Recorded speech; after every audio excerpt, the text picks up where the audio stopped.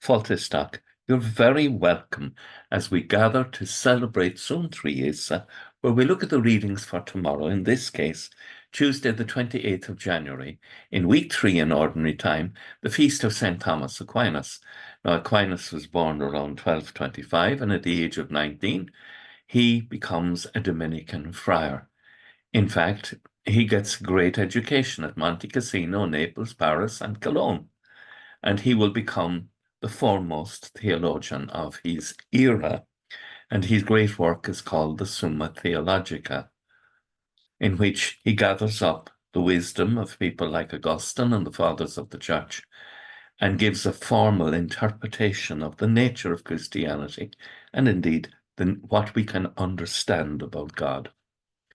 The first reading tomorrow is taken from the letter to the Hebrews, chapter 10, and in it there is a discussion of the value of the Old Testament offerings, because even the Lord himself in the Psalm says it wasn't actually the sacrifices, the killing of the animals that he desired.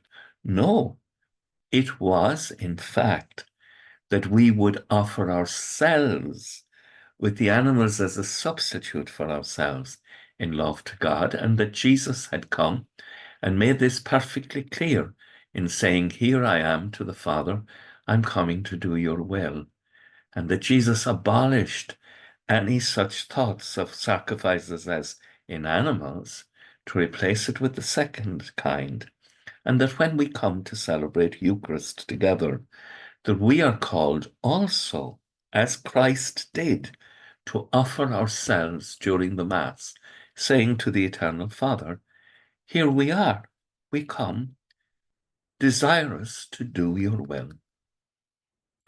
And again, the psalm picks up that theme.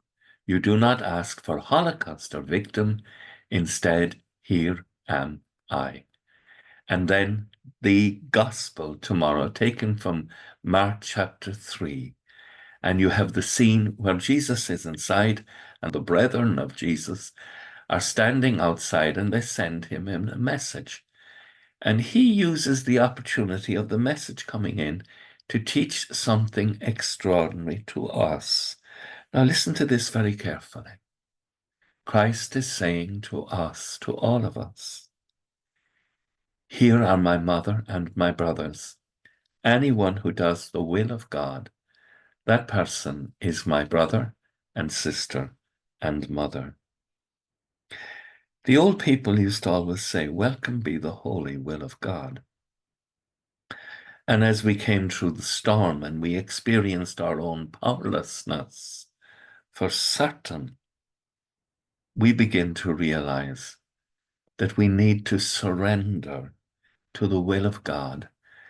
For the will of God is the most loving thing for us.